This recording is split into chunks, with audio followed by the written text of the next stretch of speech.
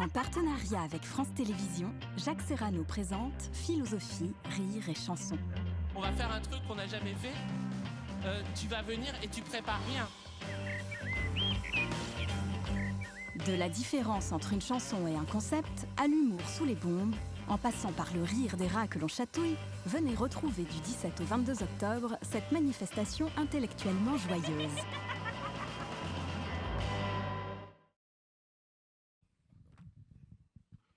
Bonsoir, bienvenue au Théâtre de la Criée. Très heureux de se retrouver dans une autre configuration dans ce théâtre pour dialoguer avec l'ami Olivier Mongin. C'est un peu à sa demande et celle de Jacques Serrano, dont je remercie toute l'équipe de Place Publique et de la semaine de la pop philosophie.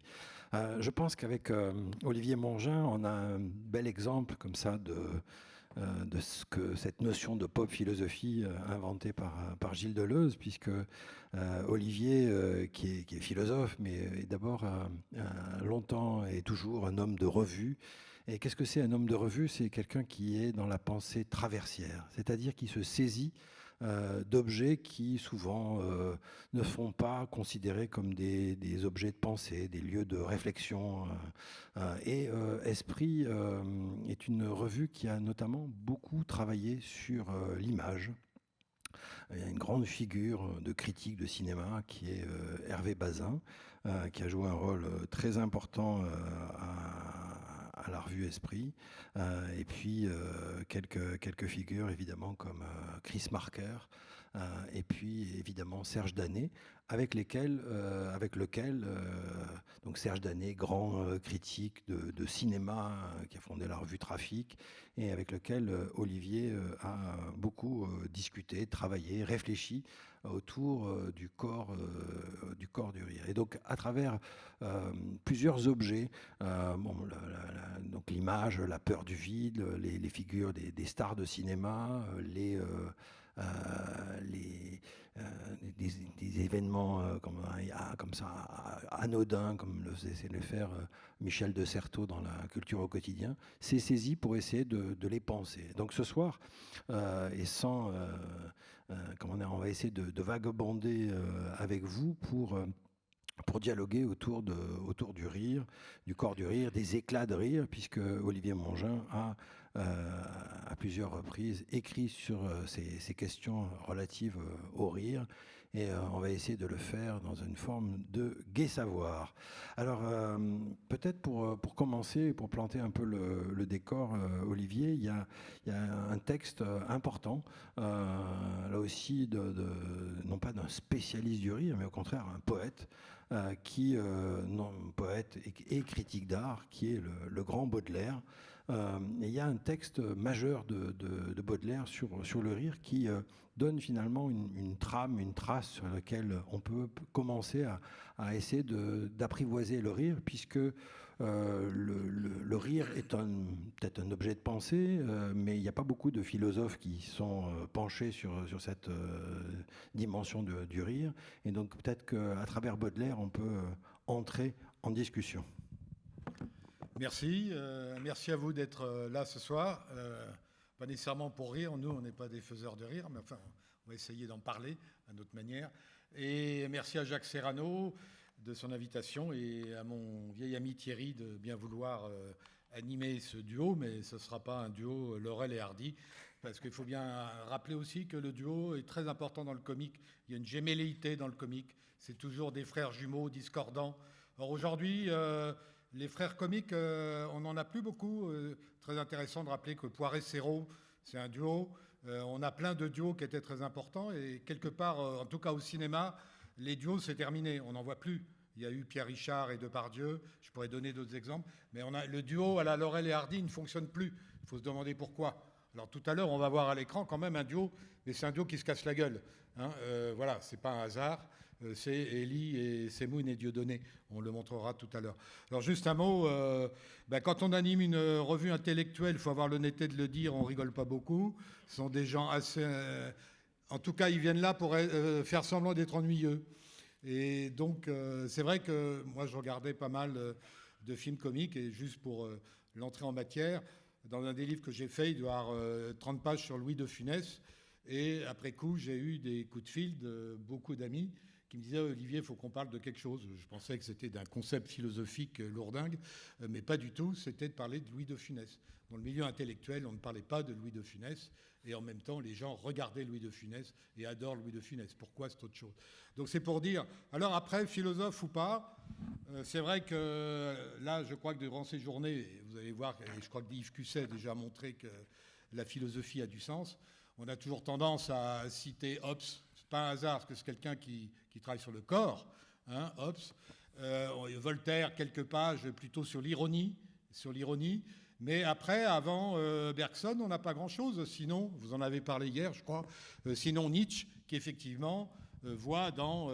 on y reviendra. Dans le surhomme, effectivement, dans Zarathustra, celui qui donne un grand éclat de rire, etc.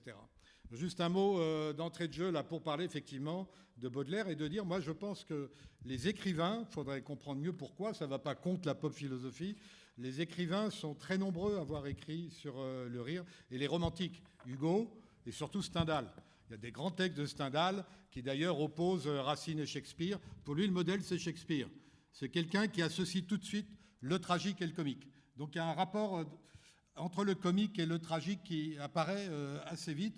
Ce qu'on va retrouver dans le grand théâtre russe, et encore aujourd'hui, quoi qu'il se passe en Russie et en Biélorussie, voire en Ukraine, vous avez, parce qu'on connaît un peu les gens qui travaillent sur le corps théâtral, c'est des gens qui sont allés se faire former très souvent, Biélorussie, Russie.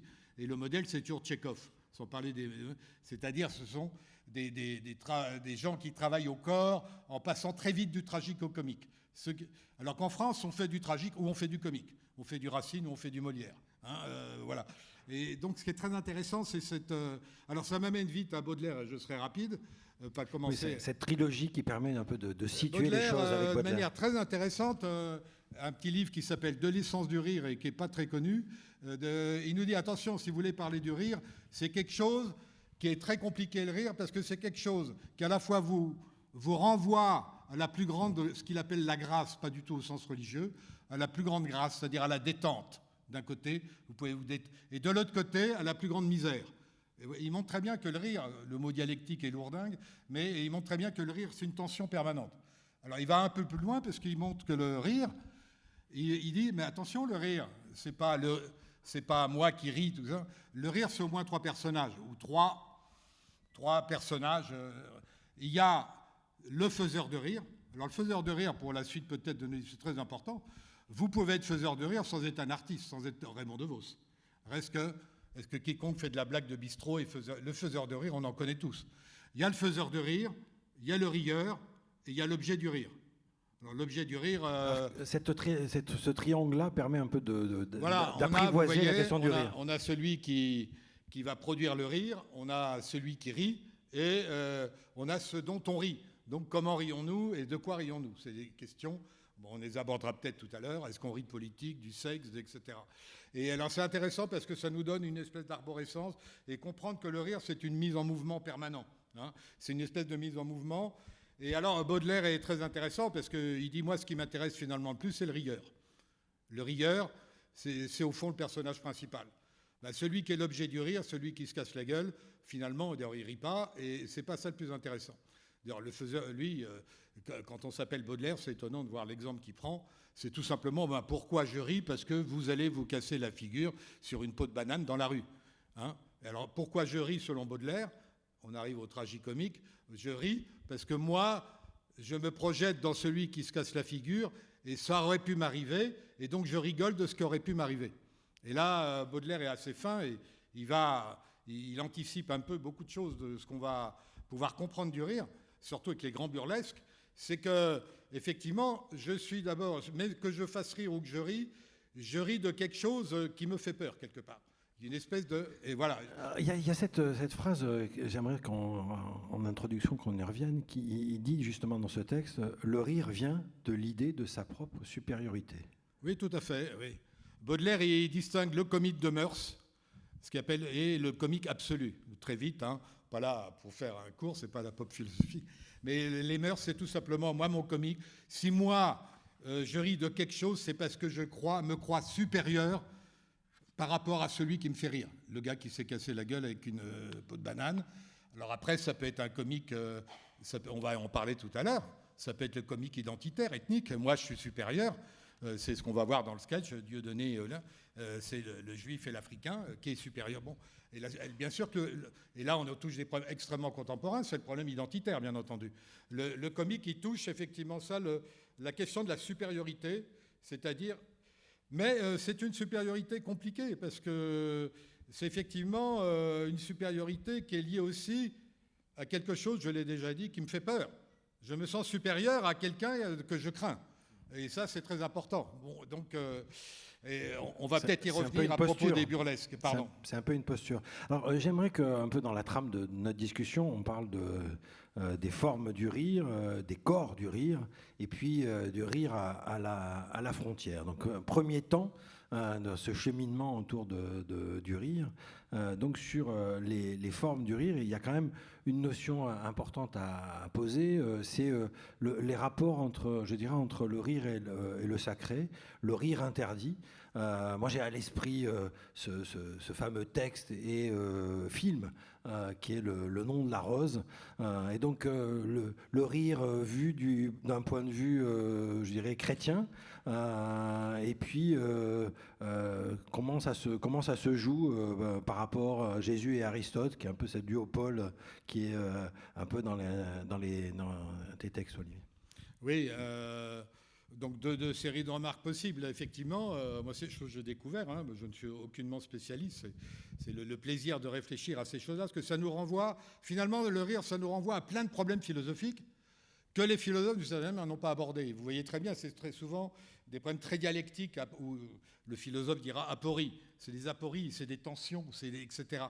Alors effectivement, les gens qui travaillent sur le rire, très souvent, ils mettent en avant l'opposition, non pas chez les chrétiens, mais l'opposition Bible, pensée grecque. Il faut rappeler quand même, découvert ça récemment, et je ne suis aucunement spécialiste de l'hébreu, que Isaac, ça veut dire rire. Il y a certainement ici des hébraïsants qui pourraient parler mieux que moi. Ça veut dire rire. Et c'est très intéressant de comprendre que dans la Bible, si vous relisez les textes qui concernent Isaac, on a une tension entre le moment où Sarah, la mère, effectivement observe sa naissance, donc c'est le rire de naissance, et elle sourit, elle ne rit pas vraiment. Et pourquoi elle sourit ? Parce qu'elle anticipe effectivement ce qui n'est pas la naissance, sa mort possible, c'est-à-dire le sacrifice par Abraham. C'est assez fascinant de voir que, je dirais, dans la tradition biblique, vous avez cette idée effectivement liée au nom même d'Isaac, vous avez cette idée de la tension entre la naissance et la mort. Et je pense que le rire, il porte toujours ça, c'est-à-dire entre quelque chose d'heureux ou de malheureux. Et alors après, on évoque très souvent un débat sur lequel je ne vais pas insister, j'ai aucune compétence, c'est effectivement tous les théologiens du Moyen-Âge, ils travaillent sur quoi ? Ils travaillent sur le fait Jésus ne rit jamais. Est-ce vrai, n'est-ce pas vrai ? Ça donne lieu à des débats théologiques tout à fait fascinants et qui touchent des problèmes théologiques. Et que je sache, vous le savez mieux que moi, les questions théologiques, Dieu, aujourd'hui, on le sait à travers les attentats terroristes, Charlie, etc., il y a quelque chose qui fait problème pour le rire, c'est toujours effectivement, quelque part, ce que tu as appelé le sacré. Voilà. D'un côté, donc, on a cette idée que Jésus ne rit jamais. Est-ce vrai, pas vrai ? Tout ça, c'est pour poser un peu des questions et se balader. Mais à l'inverse, vous avez Aristote, quand même, ça a dû être dit déjà ici hier, Aristote qui dit « l'homme est un animal qui rit ». D'ailleurs, dans tous les débats aujourd'hui sur le vivant, où on rapproche l'homme de l'animal, c'est très intéressant de rappeler que l'homme est un animal, mais qui rit, à la différence, effectivement. Est-ce que des animaux rient ou pas ? Personnellement, je maintiens cette idée d'Aristote que l'homme est... Alors vous voyez que vous avez toujours cette tension. Mais après, je vais en venir sur la question du corps, qu'a un peu indiqué Thierry, qui, moi, m'intéresse le plus. Parce que, effectivement, au Moyen-Âge, et là, c'est encore des débats théologiques à mourir, au Moyen-Âge, dans les moines, au moment des repas, font silence. Mais pourquoi on fait silence ? C'est pas parce qu'ils risquent de trop parler, c'est parce qu'il y a un interdit du rire. Et pourquoi il y a un interdit du rire ? Alors c'est là, vous voyez bien qu'on ne touche pas à la question du langage. C'est ça qui est très intéressant, parce qu'aujourd'hui, on a tendance à parler du rire essentiellement à travers le langage, les vannes, les mots. Juste d'un mot, Qu'est-ce que ça veut dire, faire silence? Ben, ça veut dire qu'effectivement, il y a des règles, les règles de Saint-Benoît, si je ne me trompe pas, des règles très importantes, qui consistent à dire on fait silence, parce que rien ne doit sortir de ton corps. Même pas, c'est pas la parole, c'est aucun bruit, aucun remugle. Parce que qu'est-ce qui sort du corps? Ben, l'idée, ce qui sort du corps, c'est vite c'est des remugles, c'est de la saleté, c'est du... Je ne vais pas employer des mots désir. C'est, voilà. Et donc, au fond, ce qui sort du corps, c'est un peu le diable. Hein, et ce qui fait... Qu'est-ce qui sort de notre corps? Et moi, je ne sais pas s'il y a des gens qui ont des gros éclats de rire, ce qui n'est pas mon cas, mais on sent très bien quand quelqu'un se met à rire. L'idée mourir de rire, ça veut dire quelque chose. Vous avez sûrement des amis qui sont des gens qui rient. Et le rire, il est très corporel avant même de donner lieu au langage. Hein. J'insiste là-dessus parce que c'est très important, parce qu'on va voir après peut-être que les questions du rire, elles touchent le corps individuel et le corps social. Pour faire un lien justement avec cette dimension monastique, j'ai cité le nom de la rose, peut-être ce serait bien de s'arrêter 2 minutes, parce que c'est quand même, et le livre et le film, cette question du rire dans le monastère, et cet interdit du rire, est-ce qu'il a justement ces rapports au sacré qu'on retrouve dans d'autres formes religieuses ou pas? Et là, il y a une dimension très, très puissante. Donc quelques mots sur le nom de la rose et sur cet interdit du rire. Le nom de la rose, je l'ai pas. D'abord, le nom de la rose, c'est écrit par d'un Italien remarquable que vous connaissez, Umberto Eco, qui était un vivant extraordinaire, un rieur, quelqu'un de formidable. Et effectivement, c'est pas pour rien qu'il a pris cette thématique. Alors, il y a dans le livre un théologien qui, je crois, s'appelle Isidoro, je relisais ça hier, Becqueros, qui effectivement pose comme interdit fondamental le rire. Mais vous voyez bien qu'aujourd'hui, si on se dégage du christianisme, que cette question de l'interdit fondamental, il est là, il joue toujours, à propos des caricatures, à propos de l'islam, etc. Et là, on a une vraie question, mais que je vais renverser en prenant un contre-exemple. Il y a ce dont on ne peut pas rire. Il y a le problème du sacré contemporain, qui a été évoqué. Je ne vais pas rentrer nécessairement dans le débat, plus que compliqué, des caricatures. Même si, au moment où on célèbre Samuel Paty, un an après, on ne peut qu'effectivement se souvenir de lui et faire preuve de totale compassion. On a un contre-exemple que prend très bien Raymond DeVos, qui est pour moi un des plus grands artistes du rire. Il a écrit un livre qui s'appelle Matière à rire. Ce sont des sketchs qui ne parlent que de la manière dont s'ébranle le rire. Et si vous l'avez en tête, on ne va pas le présenter là. C'est un homme, c'est un géant énorme, il bougeait, c'était une espèce de ballon gonflable, et en même temps qu'il avait un rapport au langage, il avait un rapport, lui, corps-langage extraordinaire. Mais c'était un surréaliste, c'est-à-dire son langage n'était pas du tout un langage très cohérent, très ciblé, etc. Et Raymond DeVos, il dit à Guy Bedos, qui adore les sketchs politiques, il y a maintenant une quinzaine d'années, il venait de faire un sketch politique qui d'ailleurs serait... très en prise aujourd'hui au moment où on parle de la crise de la représentation politique. Bedos, il fait un sketch où il se moque de tous les partis, les uns après les autres. Et puis à la fin, il reste qu'effectivement ce qu'on appelle le RN aujourd'hui. Et donc, voilà. Et donc, il ne reste plus rien que le RN. Et Bedos lui dit, mais il faut que tu arrêtes un peu de... Pourquoi? Parce qu'il faut rire, on ne peut rire que de ceux qui résistent. Moi, c'est quelque chose qui m'a fait beaucoup réfléchir sur le rire de ce qui résiste. Et aujourd'hui, le politique ne fait plus rire d'une certaine manière. N'importe quel humoriste sait qu'il peut s'amuser avec les politiques et on peut dire n'importe quoi, en gros, des politiques, même si Sarkozy a fait croire qu'on pouvait renouer avec le rire politique pour diverses raisons. Mais je trouve très intéressant de bien comprendre cette idée que le rire, il exige quelque chose sur lequel je bute, je résiste. Autrement, c'est un peu tout et n'importe quoi.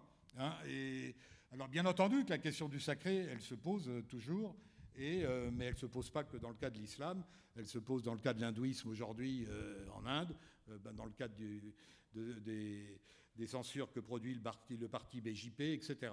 Voilà, mais effectivement, on est là dans cette idée que le rire, c'est pas n'importe quoi. Ça ne veut pas dire qu'on n'a pas un rire n'importe quoi, nous tous, mais qu'il faut faire attention. Il y a un moment où, justement, on ne peut pas rire n'importe comment de n'importe quoi.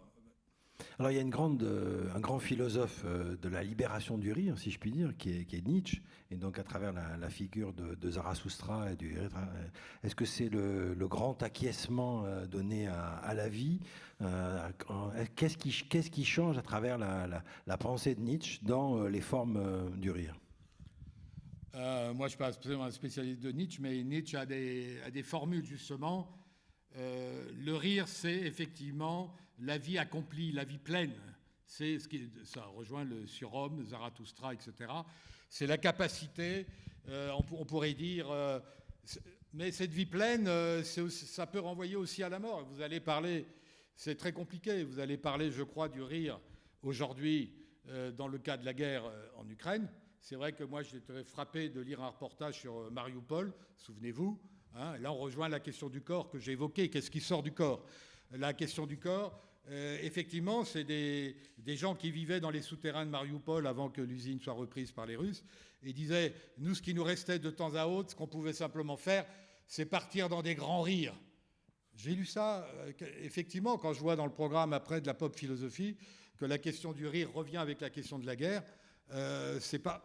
Et quelque part, chez Nietzsche, la question du rire, c'est une question... faire la guerre contre ceux qui sont des minables et qui ne savent pas rire. Hein, chez Nietzsche, il y a l'idée de lutter contre le ressentiment, de lutter contre la faiblesse, contre la petitesse. Et puis contre l'esprit de sérieux. Et c'est un rire un peu aristocratique. Alors que chez Baudelaire, il distingue le comique de mœurs dont j'ai parlé tout à l'heure, celui qu'on pratique tous. Ah, je ris parce que je pense que je suis mieux que toi, etc. Il parle du comique absolu. Le comique absolu, on le retrouve chez Hugo. C'est l'idée...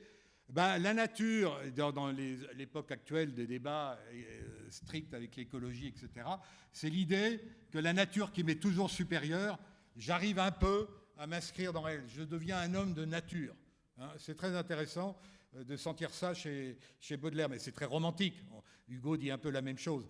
Mais vous voyez qu'il y a le comique de mœurs qui est un comique un peu dramatisant, puis vous avez ce comique absolu, au fond, qui amène à quoi? À l'homme qui rit qui est d'ailleurs quelqu'un de Balafré, de Hugo, qui amène à Gargantua, qui amène à Pantagruel, qui amène aux grands comiques qui sont très souvent, qui sont des personnages tout à fait incroyables. Hein. Alors, d'ailleurs, le plus intéressant, c'est Gargantua. Ça pourrait être Uburoy. Revoir Uburoy est quelque chose d'extraordinaire. Et là encore, vous voyez, on est toujours chez les écrivains. Hein. Les écrivains pensent, hein, donc je ne sais pas s'ils pensent avec des concepts, ils pensent avec des... c'est l'idée de la pop philosophie, si j'ai bien compris, Jacques Serrano, c'est que ça ne pense pas que dans le concept philosophique. Exactement, ils pensent avec des récits. Donc la figure de Gargantua nous amène à cette deuxième dimension, donc déjà évoquée, mais sur laquelle j'aimerais bien qu'on reste un petit peu plus, donc qui sont les corps du rire. Alors il y a un livre il y a une réflexion sur un corps très emblématique qu'on connaît dans le cinéma, qui est Buster Keaton, donc l'impassible.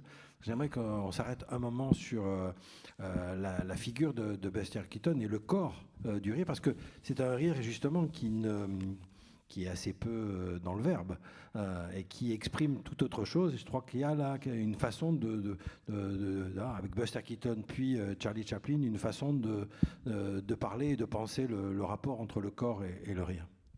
Alors en plus, le burlesque, c'est intéressant parce que, il faut le dire clairement, le burlesque, il ne parle pas. Vous savez bien, c'est le cinéma muet. Donc on a quand même, ce qui est peut-être le summum de rire, alors c'est l'histoire du cinéma, je ne parle pas de la théâtre, dans le... Serge Daney, qui est un très grand critique de cinéma, que beaucoup connaissent, qui est mort il y a quelques années, il disait c'est le plus grand moment du cinéma, mais qui est du cinéma muet. Vous voyez, c'est bien ça qu'il faut essayer de réfléchir et d'entrer là-dedans.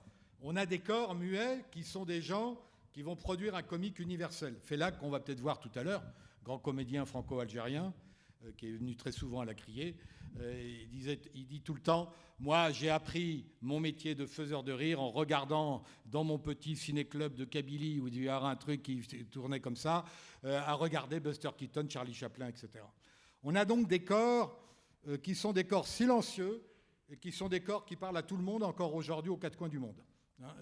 On a une universelle, on sait tous que l'universel passe par le langage, mais là, on a un universel des corps en mouvement qui est très intéressant. Et Serge Daney disait le burlesque, c'est peut-être l'aboutissement même du cinéma. Il disait une star. justement, Buster Keaton, Chaplin, Harry Langdon, c'est pas une star, au fond. Moi, je suis là tout seul. Hein, vous me regardez, que je sois une star femme, Ava Gardner, ou un star homme, Cary Grant, et tout s'organise autour de moi. Non. Le roi du burlesque, c'est pas une star. C'est quelqu'un qui va être lui-même le metteur en scène de tous les personnages qui vont passer sur l'écran. Et quelque part, il est lui-même le suscitateur de tous les personnages. Donc, il est une star qui est en même temps le metteur en scène, dit Danet. Je trouve ça très, très, très intéressant parce qu'effectivement, ça oblige à réfléchir un petit peu sur... mettez-vous dans la tête les moments où vous avez regardé du Keaton ou du Chaplin. Pourquoi, effectivement, ça prend si bien encore aujourd'hui chez les mômes et aux quatre coins du monde, hein, surtout Keaton. Alors, 2 mots quand même sur chacun d'eux. Moi, ce qui m'a toujours intéressé, c'était mon point de départ, j'ai fait un petit livre sur Keaton, c'est que Keaton, il y a une très très grande violence.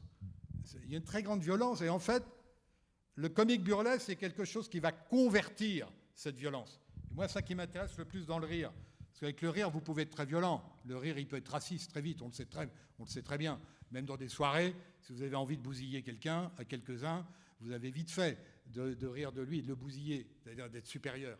Et donc, avec le rire burlesque, on a un rire qui part de la violence et essaye de la pacifier, de l'adoucir. Alors, regardez Buster Keaton, en même temps, ça correspond à leurs histoires.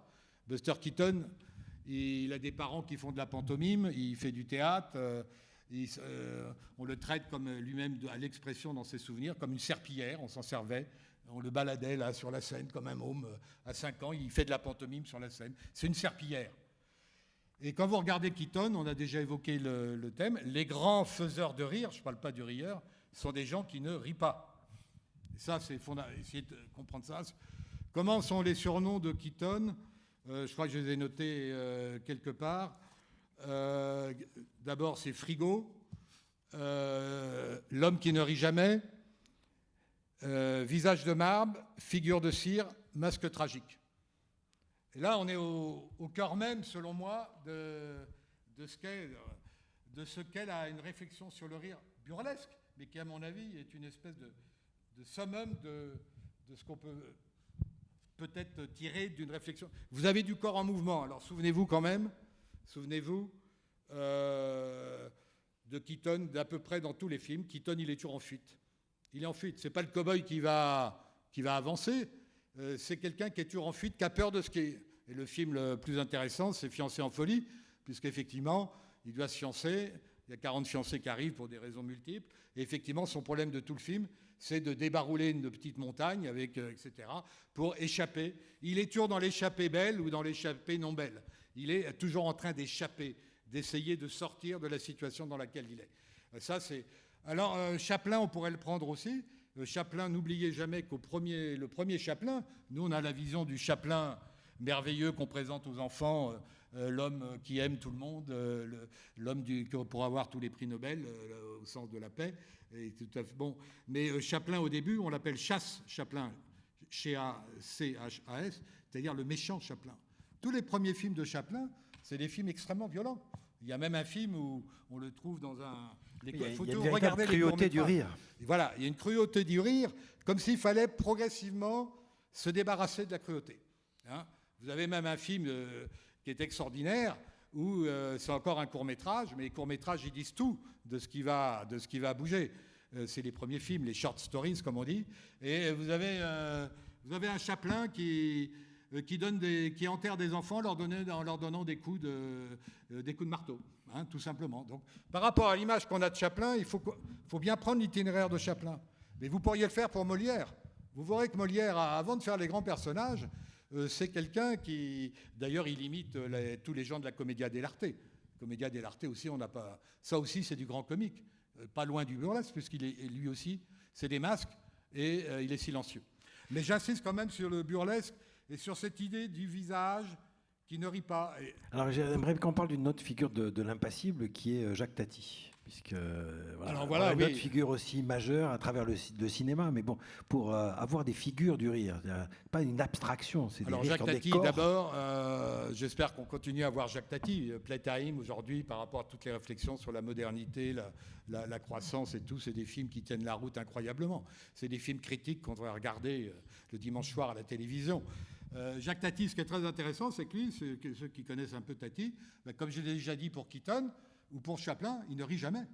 Il ne rit jamais. Il regarde le monde qui est en train de se faire en nous disant, vous avez vu, c'est belle, je ne prends pas de terme, tout ce qui est en train de se faire, qui s'écroule. D'ailleurs, ça va s'écrouler. Et d'ailleurs, Playtime, c'est quoi? C'est le monde moderne, c'est pas le théâtre de la Criée quand même, c'est le monde moderne qui s'écroule, qui a été mal construit. Et tout, c'est un cinéma de l'écroulement. D'ailleurs, qu'on va retrouver très important. Moi, j'ai une grande admiration, c'est Jerry Lewis. Qu'est-ce que fait Jerry Lewis? Il n'arrête pas de casser les décors de Hollywood.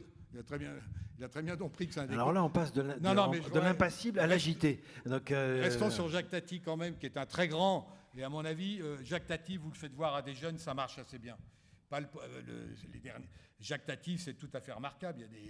Et Jacques Tati, Danet, toujours malin, il disait, regarde, Chaplin, il s'appuie sur son parapluie pour ne pas tomber, ce qui est tout à fait juste, la fin du cirque.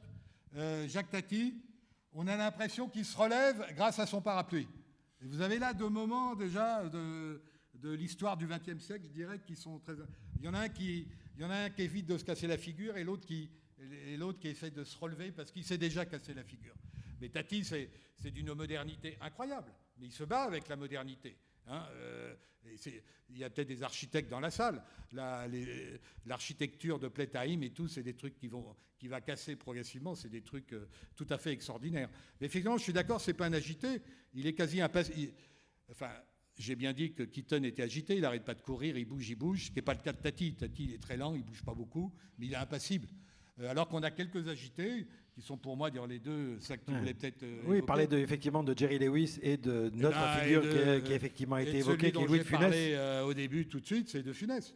De Funès, depuis De Funès, on n'a pas de comique agité. Vous pouvez me donner des exemples, hein. Je parle du cinéma, mais c'est intéressant, c'est personnel. Donc. Mais c'est intéressant. Moi, je pense qu'on n'a plus de grands corps comiques. Je l'ai dit, les duos comiques se sont un peu affaissés. Et il y a eu la tentative Pierre Richard, excellent comédien, je ne sais pas si ceux qui connaissent, très grand gymnaste, très rapide, très véloce, très bon. Mais Pierre Richard, il n'a pas fait la carrière qu'il aurait pu.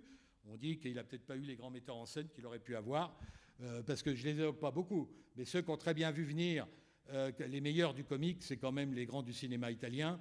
Et le plus grand, c'est Dino Risi, qui en plus est psychiatre de formation, ce qui lui permet de comprendre que tout ce que j'évoque depuis le début, que dans le comique, il y a un peu de folie qui travaille. Hein, il y a un peu de folie qui travaille. Et les metteurs en scène italiens, ils ont aussi très bien compris que la télé arrive et que tout ça, ça change les choses. Parce que aussi, la télé, elle modifie complètement le rapport, effectivement, du comédien au spectacle. Félac, qu'on verra tout à l'heure, que nous, on a très bien connu, qui est un ami. Félac disait, moi, je ne passe pas à la télé. La télé, on me donne 1 minute 30. Moi, j'ai besoin d'1 heure et demie pour faire un récit, pour faire un one-man show, pour faire quelque chose qui est une mise en scène. Même, voilà, bon. Et là, je pense ça fait débat. L'évolution des techniques, télé, tout ce que vous voulez. Je ne parle pas du numérique non plus. Moi, je ne suis pas de la génération, je ne vais pas trop traîner sur YouTube et Netflix. Je crois qu'il y a de très bons jeunes aujourd'hui qui arrivent par là, un peu dans la tradition Jamel, stand-up, tout ce que vous voulez. Mais ce que moi j'appelle le comédien comique sur le modèle de Funès, qui continue quand même. Vous savez, la Cinémathèque qui est plutôt élitiste, pendant 20 ans, ils n'ont pas fait d'expo de Funès. Ils en ont fait une il y a 2 ans. Hein, je pense qu'au Mucem, on aura peut-être un Jerry Lewis un jour, je ne sais pas. Mais c'est pour dire que tout ça, c'est aussi considéré comme de la culture populaire, comme de la culture du bas, comme de la culture qui n'intéresse pas les élites. Et là, on a un problème de fond, parce que je reviens à mon aventure à la revue Esprit, c'est pas avec les intellos qu'on rigole. Et donc, moi, j'ai une prof en 69 à la Sorbonne, qui était la spécialiste du théâtre du 18e. C'était la fille de Denis de Rougemont, intellectuel suisse très connu. Et elle disait, première chose que je veux vous dire, un sage ne rit jamais. Voilà, bon. Alors, Voilà, alors comme on était un peu vicieux, on a commencé à les regarder les 2 Funès et tout, mais voilà. Un sage ne rit jamais. Ben non, c'est pas vrai. Bon. Eh ben justement, on va avancer sur ces corps et terminer cette partie-là, parce qu'on a évoqué rapidement la figure du corps enveloppé de Vos, on pourrait parler de Coluche, mais il y a quand même une dimension importante, c'est aussi le corps féminin, puisqu'il y en a une expression au féminin du rire, je sais pas, Valérie Lemercier, Florence Foresti, et quelques autres, et on voit cette dimension qui justement prend une place de plus en plus significative. Donc quelques mots peut-être justement sur un autre corps qui prend place sur scène, qui est le corps féminin dans son rapport au rire. Ben, si on revient au rire, ce que j'appelle moi le rire verticaliste, il y a du haut et du bas, il y a de même qu'on a évoqué le politique, on n'y reviendra peut-être pas, même s'il faudrait quand même évoquer le pouvoir des images aujourd'hui. On a évoqué la religion. Il est évident que le truc du comique, c'est quand même le comique sexuel. Le plus grand, je n'ai pas nécessairement d'admiration. Bigard, il y a encore 15 ans, remplissait le Stade de France avec ses sketchs purement liés à la sexualité. Hein. Et Bigard, il y avait des affiches à Paris. Ceux qui connaissent Bigard, qui a un temps voulu se présenter à la présidentielle, mais a renoncé. C'est un peu l'envers du corps féminin, justement. Non, mais justement, mais c'est pour dire qu'à l'époque, le comique macho tenait encore bien la route, ce qui est tout à fait impossible aujourd'hui, c'est ça que je veux dire. Et c'est pas qu'un effet MeToo. Je pense qu'il faut bien comprendre là. D'abord, il y a le débat, qui est un débat sur les femmes comiques. Et Foresti vient de faire un spectacle à Paris qui est très, très apprécié, mais qui consiste ça s'appelle Mes hommes. Elle dit, moi, je rentre pas dans le discours homme ou femme. Je ne veux pas rentrer dans le débat, moi non plus. Mais effectivement, son truc, c'est de dire, on peut quand même bien vivre avec les hommes. Hein, c'est son truc de femme de 45 ans. Voilà. Mais moi, ce que je veux rappeler quand même, c'est qu'il y a encore 15 ans, et même la grande période comique qui était la période Canal+, il y a beaucoup qui doivent se souvenir de Cône, José Garcia, le comédien. C'était la grande déconnade sur Canal+, comme on n'a jamais vu. Tout était possible. Hein. Mais cette période-là, quand on nous dit on peut rire de tout, c'est pas vrai. Regardez, quand vous le dites à des amateurs, il y en a peut-être sûrement ici, moi je le suis d'ailleurs, de Coluche. Coluche faisait des sketchs sur les tournantes. Hein. Il y en a un qui s'appelle Monique. Il est évident, quand on me dit, moi, on peut rire de tout, c'est pas vrai. D'ailleurs, les femmes ont raison de... Mais Monique est impassable aujourd'hui à la radio. Hein. De même, un mec qui est très très fort, qui est Dupontel. Dupontel, il faisait, avec Vuillarmoz, qui est un comédien du français, il faisait les histoires sales. Et les histoires sales, c'était généralement des tournantes avec des petites beurrettes. Hein. C'est un truc, que vous regardez ça aujourd'hui, vous êtes complètement éberlué. Il y a un acteur qu'on ne voit plus du tout, qui s'appelle Michel Muller, fin des années 90. Lui, il a un sketch très connu, le clown pédophile. Les profs étaient pédophiles. Vous imaginez par rapport aujourd'hui, le clown pédophile, prof pédophile. On regardait ça. Aujourd'hui, vous imaginez ce que ça produit. Mais ça voulait être du comique. Hein, mais il y a quand même aujourd'hui de l'interdit qui n'est pas que l'interdit lié au sacré qu'on a évoqué tout à l'heure. Alors la question effectivement sexuelle elle est intéressante parce que je pense qu'elle montre un rééquilibrage des rapports hommes-femmes. Après, il y a un débat sur moi j'ai beaucoup d'admiration pour Valérie Lemercier, qu'on voit peu, mais qui est une femme très intéressante parce qu'elle commence par travailler de manière critique sur le personnage, son personnage de femme. Elle n'est pas dans le truc mec-femme. Hein, de manière très intéressante. Et après, c'est une très grande metteuse en scène. Sur le politique, elle a fait un film sur Monaco, je ne sais plus le titre, qui est un des meilleurs trucs qu'on peut voir, hein, avec Catherine Deneuve, Michel Aumont, qui est un film excellent sur ce que c'est que le pouvoir, alors qu'on dit qu'il n'y a plus de comique politique. Il y a quand même des choses qui se font. Alors ça, sur la sexualité, effectivement, on voit très très bien que non, c'est pas vrai. On ne peut pas tout montrer. Voilà, bon... par rapport à un discours qu'on a à la télé toutes les 5 minutes, non, pour des raisons qui sont l'évolution des mœurs, et c'est très bien que les mœurs évoluent de manière moins verticaliste. Enfin bon, ça peut faire débat, mais les femmes comiques arrivent. J'avais fait un peu ce débat là, à Grignan cet été, là, où il y avait aussi un colloque sur le rire, et beaucoup de gens m'ont dit « mais vous exagérez, Mongin, il y a une très grande comédienne ». C'est vrai, d'ailleurs moi je l'aime bien, mais elle vient de faire un film là, qui est l'envers d'un film comique, c'est Blanche Gardin. Hein, qui est très bonne. Mais c'est tout, ça n'a rien à voir. Bon, ben, après, tout ça tout ça étant à voir. Donc il y a cette idée des 4 points cardinaux du rire. On a parlé du haut et du bas, du latéral et de l'horizontal. Comment est-ce que ça se situe justement dans ces corps du rire, ces 4 points cardinaux, pour permettre un peu de situer ces rapports au rire? Moi, je me suis amusé à réfléchir. Aujourd'hui, c'est un peu à la mode ce schéma verticaliste, qui est le schéma du politique. Et le verticalisme... Le rire, généralement, revenons à Rabelais, c'est ce que disait très bien Raymond Devos, qui est là-dessus toujours le meilleur pop philosophe, je pense. Le problème du rire, il dit, le problème, c'est de ne pas partir trop haut. Si tu pars trop haut, tu te prends pour Dieu ou pour un grand poète. Et si tu pars du bas, et si tu n'es pas bigard, moi je dirais, tu fais du bigard, tu fais de la vulgarité, tu montes ton sexe, pour parler comme ça. Donc, pas aller trop haut, pas aller trop bas. Donc, c'est pas qu'il y a une limite, c'est... L'art du rire, si on n'est pas... C'est l'art de relier. C'est l'art de trouver le ton entre le haut et le bas, ce que De Vos sait extrêmement bien faire. Mais De Vos, c'est quelqu'un qui n'est pas un démagogue. Il dit d'abord, moi je suis un artiste, je suis un faiseur de rire. Donc là, vous êtes devant moi, on est pour l'instant à égalité. Mais moi, mon boulot, c'est de vous montrer que ma manière de vous faire rire, elle nous élève un peu tous ensemble. Mais de toute façon, après, on ressortira de la salle tous ensemble. Donc on aura été élevé par mon travail d'artiste, et là on retrouve le boulot de l'artiste. C'est ça qui est très intéressant. Mais en même temps après, on repart tous ensemble. Je pourrais citer des textes, mais on va déjà être trop long. Et de Vos, regardez De Vos, c'est le type qui a le mieux réfléchi sur la manière de montrer que le rire, ce qu'on ne fait pas là, mais c'est que d'une certaine manière, être capable de tenir la scène avec un public que j'élève en même temps et que je n'abaisse pas. Voilà, on est toujours dans le haut et le bas. Alors le haut et le bas, on l'a évoqué pour la sexualité, on l'a évoqué pour le politique, on pourrait continuer, mais je voudrais dire une chose quand même sur le politique, et surtout à un moment où les chaînes sont en voie d'être rachetées par des financiers français internationaux, et que la presse, même à Marseille, M. Saadé vous rachète le Provençal. Non, mais je veux dire, il y a... je dis ça un peu en riant. Il est très important de comprendre, le politique n'a plus le pouvoir, il ne fait pas rigoler. Mais il y a des gens dont on n'a pas le droit de rigoler. C'est les patrons de chaîne.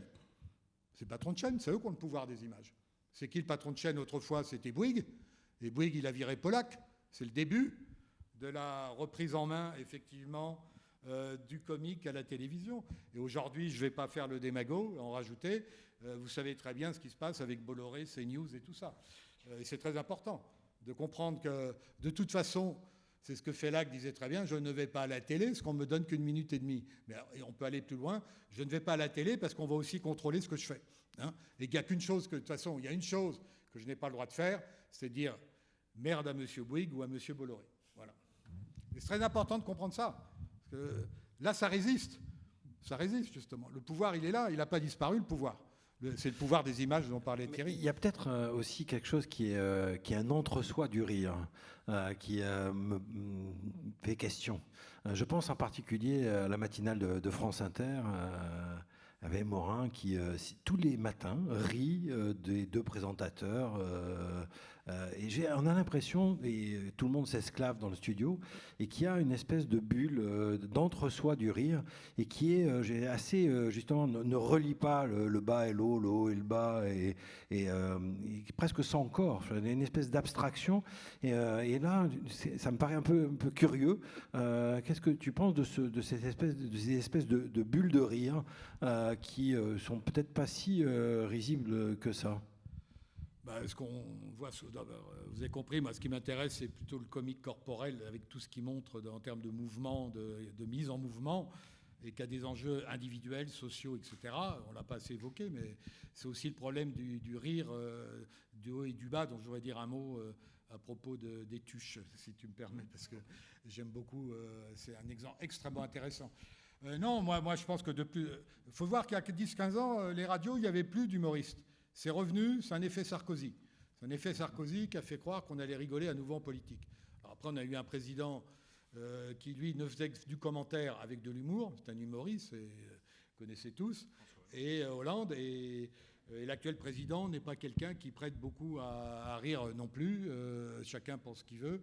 Mais ce qui est intéressant, c'est de voir que l'humoriste, il est très vite arrivé pour un peu aider l'animateur. On le voyait très très bien dans On n'est pas couché, chez un type qui est assez doué d'ailleurs. Et on a besoin de rigueur qui calme un peu le jeu du flux télévisuel. L'humoriste, c'est quelqu'un qui vient, qui a une petite place, mais pour calmer le flux un petit peu. Et on le voit Mais en fait, si vous regardez, il n'y a pas tant d'humoristes à la radio ou ailleurs. Hein. Et sur la télé, je n'en parle pas.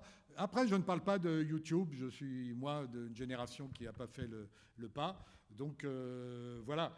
Mais je voulais simplement en revenir à... Parce que tout ce qu'on raconte là, pop philosophie ou non, ça renvoie quand même à la fracture culturelle entre des élites, dont on fait partie, moi le premier, en tout cas, et ce qu'on appelait autrefois la culture populaire. Parce que chez Rabelais, la culture populaire, c'est celle qui va produire le carnaval. Nous, on est un pays qui a beaucoup perdu de la fête. Ceux qui connaissent un peu le Brésil. Le Brésil, c'est pas uniquement du carnaval pour faire plaisir aux touristes. Hein. Moi, je connais. Aujourd'hui, le carnaval va avoir lieu bientôt, je crois, après une élection terrible. Le carnavalesque, c'est Rabelais. C'est Rabelais. C'est quelque chose qui fonctionnait. C'est quelque chose qui tournait. C'est-à-dire, on n'était pas en société démocratique encore, mais une fois l'an, on avait le droit chacun de prendre la place de l'autre. Hein, et c'est bon, c'est comme le fou du roi. C'est des trucs qui fonctionnaient, et même c'est ce qu'on appelait la culture populaire. Alors moi, je voudrais juste évoquer, et quand je fais ça au milieu intello, personne ne l'a vu. C'est 5 millions d'entrées. Les Tuches numéro 3. Il y a 4 films maintenant. Je ne sais pas si vous avez vu. Le 3e est extraordinaire. C'est avant les Gilets jaunes. Les scénaristes sont excellents. On a des très bons scénaristes sur le... vous avez des gens qui se regroupent sur des ronds-points. Ils ont d'ailleurs des gilets jaunes. Les gilets jaunes n'ont pas encore eu lieu. C'est il y a 4 ans, en gros. Et vous avez Jean-Paul Rouve, qui est un très bon comédien, qui s'emmerde. Il dit, donc, qu'est-ce qu'on fout là Il dit, si je me présentais à la présidentielle. C'était vu juste avant, en gros, c'est 6 mois avant Macron. C'est extraordinaire. Il se présente, il est élu. Il est élu et il va à l'Élysée. Et d'ailleurs, c'est tourné à l'Élysée. C'est extraordinaire. Et ça continue. Et quoi ? Il s'emmerde, excusez-moi l'expression. Et donc, il repart dans son truc. Mais ce scénario, quand vous le voyez aujourd'hui, il est assez drôle. Il est fascinant dans la capacité de prendre...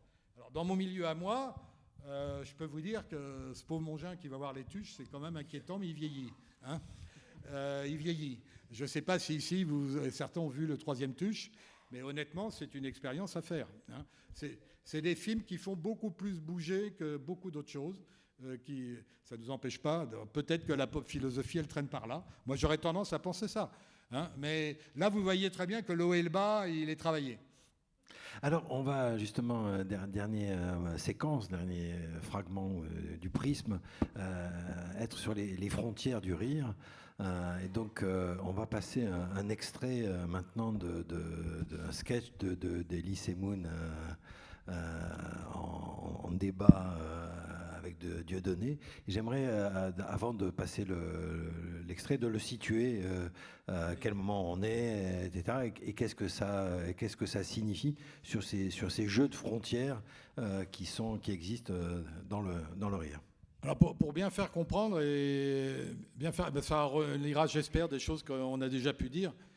L'art de la frontière, c'est l'art, je dirais, d'être un grand, c'est-à-dire on est juste entre ce dont parlait Baudelaire, la misère ou une espèce de bonheur potentiel. C'est-à-dire on est entre deux, métaxou comme disait Danet en grec, mais entre deux.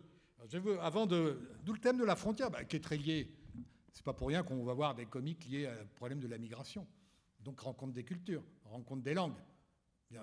Alors moi, ce qui m'avait intéressé, c'est effectivement, il y a 10 ans, mais ça vaut pas pour aujourd'hui. Les 3 grands, moi, auxquels j'ai donc écrit avec beaucoup d'admiration, c'était Jamel. Jamel, c'est le Marocain de la cité parisienne qui retourne au Maroc avant de revenir à la cité en passant par Canal+, je pourrais développer, mais... Jamel, alors maintenant, il ne fait plus rien. Il a fait 3 grands one-man shows remarquables. Maintenant, il ne fait plus rien. Après, vous avez Gad Elmaleh, c'est le juif de Casablanca. Et quand vous regardez ses sketchs, alors lui, il passe par le Canada, par Québec. Il y a plein de sketchs qui se passent avec des douaniers à la frontière. Tiens, comme par hasard. Le thème de la frontière, il est central. C'est-à-dire la rencontre, la possibilité d'aller ailleurs que chez soi. Et Et donc, alors pour bien faire comprendre ce thème qui, là, on va le prendre dans la figure avec le sketch qu'on va voir. Le troisième est Félag. Voilà, non, oui. Là, il y a le troisième qui est Félag. Félag, c'est un franco-algérien qui aujourd'hui aussi a quitté un peu la scène pour des raisons personnelles. Félag était extraordinaire. Moi, Félag, c'est quelqu'un, c'est un kabyle. Il dit, je commence à parler en kabyle, je continue en arabe et je termine en français. Alors lui, il entrechoque les langues. Il entrechoque les langues, il entrechoque les cultures. Et si vous avez l'occasion de voir des DVD, on va juste le voir pour, je dirais, hommage, parce que c'est un ami. C'est un type de one-man show extraordinaire qui, moi je l'ai vu à Bondy ou ailleurs, en région parisienne, il pouvait brasser, il est venu ici, il pouvait brasser des communautés complètement différentes et les rassembler. Et limite, ça c'est grandiose. Tous ces gars-là, c'est des pacificateurs politiques. Hein. Et pourquoi on n'en a plus aujourd'hui, ça je ne sais pas. C'est des gens qui jouent un rôle énorme. Alors juste pour faire comprendre, avant de voir l'art de la limite, je vais vous donner deux exemples. On va revenir à nos burlesques. Charlie Chaplin, je crois que c'est un parlant. La fin du pèlerin, vous avez peut-être en tête la fin du pèlerin, il est exactement sur une ligne frontière tracée en blanc. C'est extraordinaire. Pour moi, là, on a tout l'art de ce que c'est que le travail artistique sur le comique. D'un côté, s'il va au Mexique, il va se prendre dans la figure il n'y a pas de mafieux à l'époque, il va se prendre une espèce de cow-boy qui va lui piquer son fric. Et s'il va du côté Texas, là, il a le shérif qui l'attend. Donc le brave Charlot, il ne peut pas aller ni d'un côté ni de l'autre. Il est entre l'un et l'autre. Je vais prendre un autre exemple, deux autres exemples, si tu me permets. Parce que ça, pour moi, tout l'art comique, il est là. Chaplin, le cirque. Le cirque, il est sur un fil. Comment est-ce qu'on dit un fil, comme un funambule. Il est sur un funambule, homme de cirque. Aujourd'hui, la fin des cirques est un problème énorme pour la formation des comédiens. Tous les grands comédiens comiques étaient des gens passés par le cirque. Il faut quand même rappeler ça. La fin du cirque qui peut se comprendre. Bon. Vous avez Chaplin qui est là sur son fil, qui risque de se casser la figure, mais il est sauvé par qui ? Il est sauvé par un petit singe qui vient le sauver. C'est un des sketchs les plus magnifiques au monde que vous pouvez voir. Mais c'est un funambule. C'est pas un prestidigitateur, c'est un funambule. C'est-à-dire qu'il risque toujours de se casser la figure. Et le dernier exemple, revenons à Keaton, Steamboat Bill Jr. Il y a une tempête, on connaît ça par les temps qui courent, un ouragan, il y a deux bateaux sur un fleuve, il y a le bateau du père de sa fiancée, il y a son propre bateau. Qu'est-ce qu'il fait, le pauvre Keaton ? Il va écarter les jambes et il va essayer de faire tenir ensemble les deux bateaux. C'est quoi le comique ? C'est la coexistence des impossibles. Alors là, on va voir un truc. Non, c'est pas la coexistence, c'est la guerre des possibles. Alors, attends, oui, c'est Elie Semoun que vous connaissez, qui est un très grand comédien, qui à l'époque travaillait avec Dieudonné. Et ils avaient un duo qui fonctionnait très très bien, ils étaient assez forts, vous allez le voir. Mais là, on a comme un film anticipateur, un sketch anticipateur, c'est-à-dire le sketch qui, on pourrait croire, il commence pas bien, mais on pourrait croire que ça peut se réconcilier. Ben non, c'est la guerre à mort. Et vous savez je crois que Madame va reparler après dans la deuxième intervention des problèmes de Dieudonné, par rapport à la justice, etc., le racisme, etc. Donc c'est très intéressant. Mais on voit très bien là, dans ce sketch, que l'intercommunautaire ne fonctionne plus.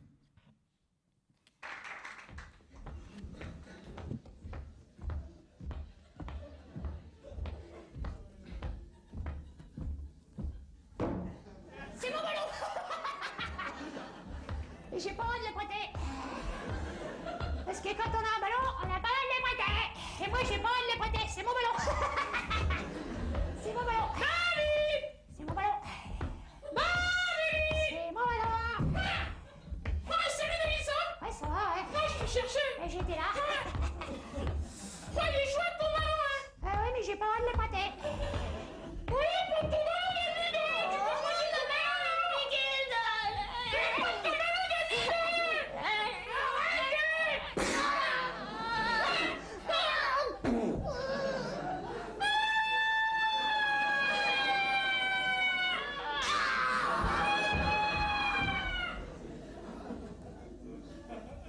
Dis donc, c'est à vous le gamin là? Ah oui, là, moi le gamin, oui. Oui, apparemment c'est à vous, enfin je me comprends. Dis donc, on peut récupérer le ballon là? Ah non, on peut pas récupérer le ballon là, non. Parce que le petit vient d'être violenté là. par un animal sauvage ou je sais pas quoi, mais il aurait peut-être les 2 yeux crevés. Alors j'en prie de croire que ça va aller loin, ça. Enfin, je me comprends. Oh, dis donc, Cohen. Moi, le gamin, il est à l'hôpital, hein, Cohen. Hein. Il s'est fait toucher aux parties génitales, hein. Les médecins peuvent même pas encore se prononcer, on sait même pas s'il va pouvoir se reproduire un jour, hein. Ah ouais? Eh ben, ce serait peut-être pas mal. Enfin, je me comprends. Parce que dans la résidence, vous êtes un peu trop nombreux. Alors, je sais pas s'il y avait un champ de coton ou quoi dans le quartier. Je sais pas, je veux pas le savoir. Parce que déjà qu'on a le bruit et les odeurs, enfin, je me comprends. Ça marche, les allocations? Ça paye les bananes? Enfin, je me comprends. Ah, faut pas dire ça, Cohen, hein. Ce que je comprends, moi, Cohen, c'est qu'en 45, les Boches, ils auraient pu finir le boulot, Cohen, hein. Quoi? Qu'est-ce que tu dis? Qu'est-ce que tu dis? Qu'est-ce que tu dis? Vas-y, répète ce que t'as dit. Ah, tu veux que je répète, Cohen, hein. Ah, bah, on a fait nous guerre 45, avant nous dernier boulot, mais ouais. Eh, Bokassa, tes chimpanzés, là, qui courent partout dans la résidence, ils sont numérotés, non? Parce que c'est pas le plus soin de moi, enfin, je me comprends. Vendredi, on organise un safari avec les voisins. Et puis la pirogue, là, que tu gares en bas du parking. Va falloir la mettre ailleurs, on n'est pas en Afrique ici, enfin, je me comprends. Ah, il faut pas s'énerver comme ça, Cohen, hein. Il n'y a pas marqué palestinien, là, Cohen, hein. Et puis c'est pas dimanche, Cohen. Hein? T'as pas mis la galette et les guirlandes, hein, Cohen? Oh, il y en a qui sont méchants, quoi. Et alors, Cohen? Je sais pas si c'est depuis qu'ils t'ont coupé la bistouquette, là. Mais ça t'a rendu nerveux, Cohen, hein? Avec ton look de moucheron, là, mon gosse de 5 ans, il aurait pu s'occuper de toi, Cohen. Alors maintenant, Cohen, tu rentres chez toi, tu files, hein? T'en faire bouffer de la terre promise, moi, tu vas voir. Hé, Maous costaud. Je suis peut-être tout petit rikiki, mais je vais t'épater, moi. Je vais broyer du noir, attention, hein? Ah, attention, Cohen, parce que là, ça va être la boucherie, là, Cohen, hein? Et puis celle-là, elle va pas être cachée, hein, tu vas voir. Je vais me le faire en Cohen! Eh ouais, Cohen.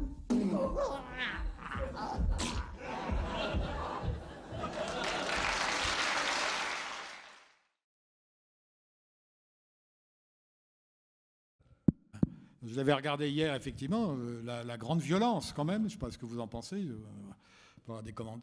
Bon, vous voyez que le public, là on est au début des années, on doit être en 92, 93, je n'ai pas la date exacte, le public rit. Hein, on est dans une période où on rit de cette violence quand même. Le sketch est très violent d'une certaine manière, et dans le langage, et dans... Non On en parlera. Ah d'accord, c'est ça que vous voulez dire. Et d'ailleurs, je pense qu'aujourd'hui, par rapport à ce qu'on disait, mon trap, pas mon trap, je ne sais pas. Mais il est quand même très violent, et vous voyez qu'il y a un public qui rit.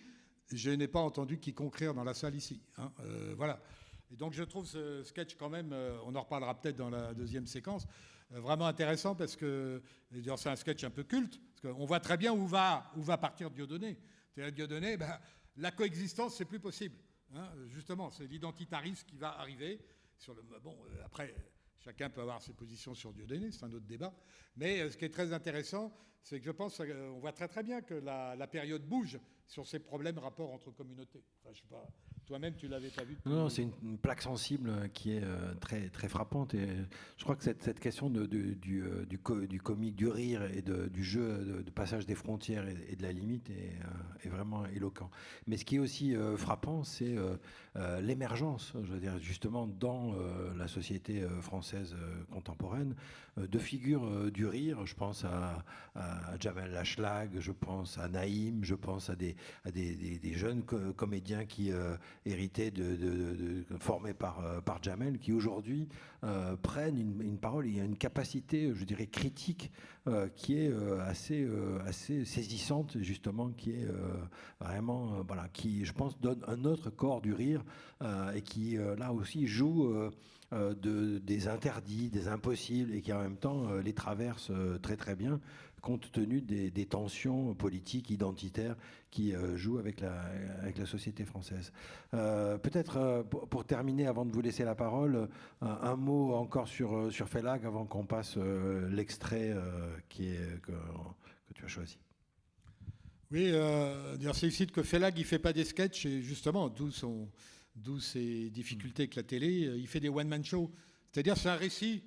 Je veux dire, de cette manière, le comique exige, c'est comme si on était chez Molière ou chez Tchekhov, ça exige un récit, de prendre du temps. On retrouve d'ailleurs là la question de la temporalité, pas uniquement celle de comment coexister autour d'une frontière où il ne faut pas se tuer, s'entretuer. Et là, ce qui est très fascinant avec Félag, alors Félag, c'est un franco-algérien, j'ai dit tout à l'heure, kabyle, jouant beaucoup des langues, et qui a quitté l'Algérie au moment de la guerre avec les djihadistes, etc.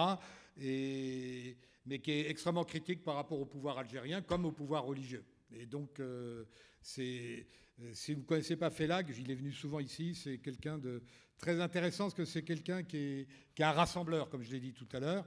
Je reprends la formule, je commence à parler en kabyle, je continue en arabe et je termine en français. C'est exactement ça. J'ai dit tout à l'heure que le grand comique, c'était peut-être le burlesque où il n'y avait pas de langue, mais je redis ce que j'ai dit tout à l'heure aussi. Il a appris le comique avec les burlesques dans son petit village de Kabylie, en regardant l'écran, avec Buster Keaton ou Chaplin. Mais en même temps, c'est un homme qui n'arrête pas d'enchevêtrer les langages et les cultures. Et ça, c'est un rassembleur de scène. C'est un rassembleur de scène. C'est un bel exemple pour parler de pop philosophie, puisque Félag est entré, il en était très fier d'ailleurs dans un long dialogue que vous avez fait tous les deux à la revue Esprit. Et donc, où il y a une chose, il dit: le théâtre visualise la violence et il la rend humaine. On écoute Félag. C'est pris, hein, ça, c'est pas un sketch. C'est pour montrer sa manière d'occuper la scène. Un court extrait de... On va le faire court. Tous les après-midi, à 5h30 précises, on laissait tomber le football et on allait tous se coller au mur de l'entrée de la cité et on attendait les filles qui sortaient des écoles et des collèges environnants. Alors les filles, quand elles arrivent, elles passent à côté de nous. Nous, Zama, c'est la chouma. Eh ben oui, c'est le respect, c'est la pudeur. On baissait tous la tête. Nous, on était comme ça, mais cet œil... Cet œil, il travaille. Cet œil, il va au boulot. C'est un sonar, un radar. Cet œil, on l'envoie en mission. Hein. Il suit les filles, il monte les escaliers et il rentre dans la salle de bain. Et il revient nous faire un rapport détaillé sur la situation. On était tous tête baissée quand les filles passaient. On était tous tête baissée quand les filles passaient, mais dès que Jamila arrivait, dès que Jamila passait, alors là, le goudron fondait, les murs tremblaient, et dès que nos regards croisaient le sien, on était pris par la grippe. La grippe asiatique, la fièvre espagnole. Olé, olé, matador, Jamila, on t'adore. Mais il faut dire que Jamila était belle, elle était magnifique. Elle avait un corps diplomatique.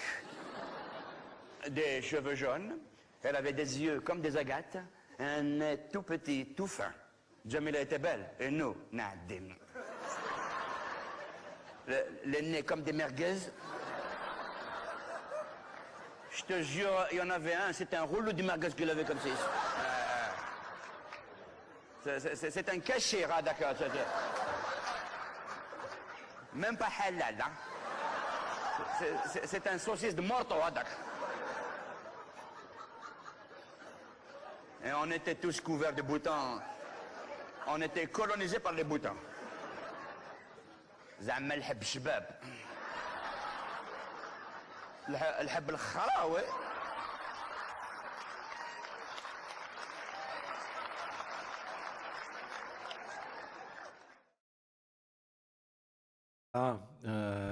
Finir sur Félag, c'est peut-être se retrouver en joie, c'est le rire dans ce théâtre. On est à Marseille, près de la Méditerranée, donc Félag incarne tout ça, une façon de retrouver ce corps du rire. Bon, peut-être avant de passer, parce qu'il y a une deuxième séquence de débat, oui. Peut-être que si vous avez quelques questions, réactions, protestations ou éclats de rire, donc plutôt à Olivier Mongin, parce que moi j'étais là pour faire passer la parole, mais on vous écoute. Je crois qu'il y a des micros dans la salle. Je crois qu'il y a une main levée, madame, là, devant. Donc s'il y a un micro, oui, madame, et puis il y a madame à côté. Juste avant le micro, là, Félag, là, il est à Alger, hein, vous avez bien compris. Il arrive du village, parce que toute l'histoire qu'il fait, c'est le village, Alger, la France, Et quand il est en France, c'est extraordinaire, parce qu'il renvoie toujours dos à dos le français et l'arabe. Hein, c'est comme le sketch de Coluche, et c'est ça les grands comiques du social aujourd'hui. C'est quand Coluche, le premier sketch, c'était le flic arabe. C'était extraordinaire, parce que le flic arabe, l'arabe il est flic, donc tout ça est très compliqué. Hein, voilà. Madame, excusez-moi. Bonsoir. Bonsoir. Je voulais savoir, tout à l'heure, vous parliez des comiques provocateurs des années 90 avec Dupontel et avec Muller. Qu'est-ce que vous pensez des Bouet ou de Gaspard Proust? Aujourd'hui? Oui. Qui, d'une certaine manière, pour moi, font une espèce de relève, avec une certaine intelligence pour Gaspard Proust en plus. Non, Eboué, je n'ai pas vu son dernier spectacle. Honnêtement, je le connais mal. Hein. J'ai dit tout à l'heure, moi, je travaillais là-dessus depuis 10 ans. Je suis quand même moins dans le coup. Je travaillais sous un peu l'effet d'admiration que j'avais pour les trois grands, Félac, Gad Elmaleh, etc. Je sais que j'ai envie de vous poser la question. Et vous, Eboué, qu'est-ce que vous en pensez? Moi, j'aime beaucoup, mais c'est très provocateur. Chaque fois qu'on Non, mais voilà, je sais qu'il est très critiqué. Oui. Il faut passer au 8e degré. C'est comme Gaspard Proust. Moi, j'ai vu des gens au silo être offusqués du début du spectacle et qui ont failli quitter la salle. Mais il faut pas, enfin, je sais pas. Moi, je les aime beaucoup parce que je trouve qu'il y a beaucoup de finesse dans ce qu'ils disent. Malgré la provocation, il y a beaucoup d'intelligence derrière. Oui. Non, mais après, il y a une jeune femme aussi là qui vient de démarrer à Paris qui s'appelle Laure Feltin là qui est proche de Foresti, qui est très intéressante. Après, la question aujourd'hui, c'est tout. Eboué, tout ça, lui, c'est par rapport à l'Afrique. Hein, pas seulement, la pédophilie. Ah bon, je pense, oui. Ah oui, non, il tape dans tous les sujets. Et Gaspard Proust aussi, il ouvre son spectacle sur des chants hitlériens. C'est assez surprenant, mais au final, après, il dégoupille tout. Mais voilà, il est dans une provocation, mais comme tout le monde, de toute façon, en prend pour son grade. Y compris les profs de BTS dont je fais partie. Jusqu'à présent, on ne nous avait jamais charrié, mais là, même les profs de BTS se retrouvent charriés. Mais du coup, ça passe parce que tout le monde est épinglé avec Gaspard Proust.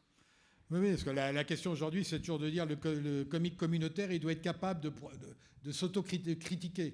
Mais ça, vous reprendrez peut-être la discussion avec Medioni, qui vient parler de l'humour juif, parce que justement, la question de l'humour juif, c'est la capacité du juif de critiquer sa culture. Et ça, c'est très important. Mais il y a un moment où ça devient compliqué, parce que le problème, c'est que là, on a vu qu'effectivement, il n'y a plus d'intercommunautaire. Donc, voilà, excusez-moi. Juste à côté, regardez. À votre... Voilà. Bonsoir.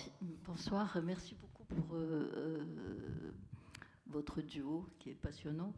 Et simplement, alors, j'ai été absolument horriblement angoissée par Elie Semoun et Dieudonné, parce qu'en fait, Elie Semoun aussi, il était terrifiant dans son regard sur l'Africain. Hein, oui. Et ça, moi, je ne connaissais pas, c'est pas mes comiques préférés. Mais ça m'a bouleversée, je crois. C'est très bizarre. J'ai été très angoissée.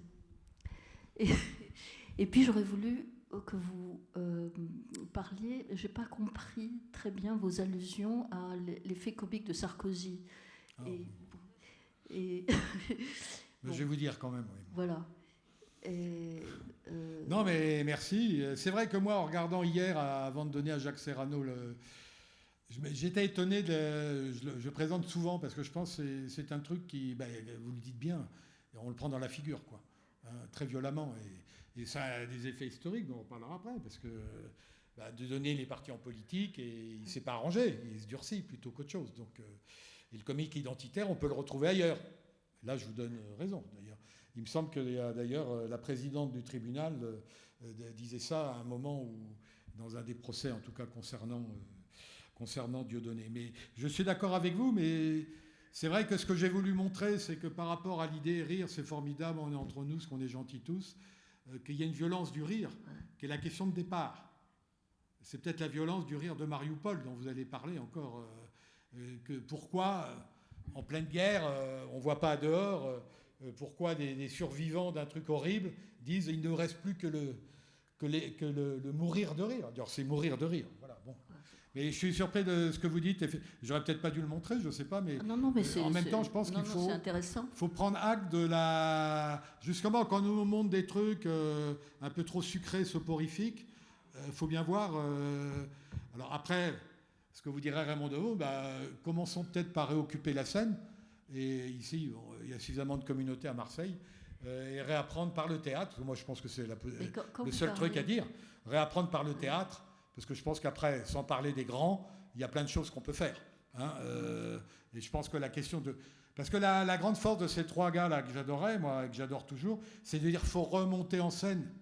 Et De Vos, il dit il faut monter en scène. Et tu tiens la scène. Et tout le monde ne tient pas la scène. Parce que la scène, elle va obliger à rassembler ton public. Si tu n'es pas capable de le faire, tu dégages. C'est-à-dire, il y en a beaucoup qui ont dégagé. Alors, Sarko, d'un mot. Sarko, qu'est-ce qui s'est passé à l'époque? Les journalistes sont toujours à l'affût, on le sait. Sarko, souvenez-vous, d'abord, il avait les lunettes d'Al Pacino dans Scarface, et donc ça n'aide pas beaucoup, c'est pas drôle, mais bon. Mais surtout, Sarko, il a, comment on appelle ça, il a un talon... hein, voilà. Et donc, tous les grands comiques, Rabelais disait ça, le comique basique, c'est la difformité. Et donc, c'est vrai, notre petit Sarko, il commençait par montrer qu'il était bancal. Et il avait ça, donc ça... Et ça faisait rigoler tout le monde, d'autant plus qu'il racontait toute la journée que son comique préféré, et ce qui est vrai, c'est De Funès. Hein. Mais alors après, comme c'était une grande gueule... Et Jamel l'a qualifié de Joe Dalton, ce qui m'a assez drôle. C'était une grande gueule, et il y a eu un effet que je trouve faux, de dire « Ah, enfin, les chansonniers vont revenir », alors que ce n'est pas vrai du tout, et on va refaire du comique politique. Ça ne s'est pas passé du tout comme ça, au contraire. Sarkozy, il a plutôt contribué, selon moi, hein, il a plutôt contribué justement à exaspérer ou à banaliser plutôt le rire politique qui n'existe plus d'une certaine manière. Alors après, Assise, ça me permet de dire un truc quand même très important, moi qui me fait réfléchir aujourd'hui, évolution de la télé, évolution des médias, évolution du numérique. Aujourd'hui, crise du politique, crise de la représentation politique. Qu'est-ce qui arrive en politique de plus en plus depuis le mouvement 5 étoiles, BP Griot et tout? C'est des comiques, c'est des mecs qui savent tenir la scène, c'est des gens qui tiennent le théâtre. Bon. Et quel est aujourd'hui le personnage le plus impressionnant? Parce qu'il vient du comique de télé où il disait mère de pouvoir ukrainien. Excusez-moi, vous le dites, c'est Kereski. Zelensky. Zelensky. Pardon, Zelensky. C'est quand même fascinant de voir que ce type est un saltimbanque au départ. Il y a des oligarques, tout ça, tout ce que vous voulez. Et que ce saltimbanque, il sait tellement bien tenir la scène qu'il tient une guerre. Hein? Non, mais... Parce que je pense que... Là, c'est un débat à continuer. La crise du politique, une fois de plus, c'est pas... On ne va pas faire dans les lieux communs idiots. On voit très bien que ce n'est pas le politique classique qui va renaître. Et on le voit même quand on regarde de très près les jeunes du RN, les jeunes de la NUPES. C'est des gens qui, très souvent, sont passés par du théâtral, il faut tenir le spectacle. Hein. Et là, il y a quelque chose qui est en train de se jouer, où effectivement, je ne sais pas, même Gaudin aurait du mal aujourd'hui à... alors qu'il était assez drôle, selon moi. Bon. Allez, Rire et politique. Merci, bonne soirée, et puis merci de nous avoir écoutés.